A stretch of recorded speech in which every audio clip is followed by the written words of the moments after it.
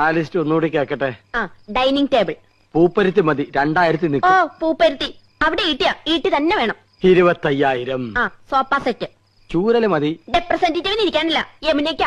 Cushion തന്നെ വേണം, കുതിച്ചു പോകണം. അതിന് കുതിരപ്പുറത്ത് കയറിയ പോലെ. തമാശകള കൂട്ട്. 25,000. ബ്രിഡ്ജ്. പാലോ അതും വേണോ? അവർക്ക് നടന്നു വന്നാ പോരെ? അതല്ലെന്ന്, തണുപ്പിക്കുന്ന ഒരു സാധനം ഇല്ലേ? Fridge 9,000. T V. Black and white പോരെ? ഓരോ കളർ തന്നെ വേണം. 10-20 അടി നീളം വേണം.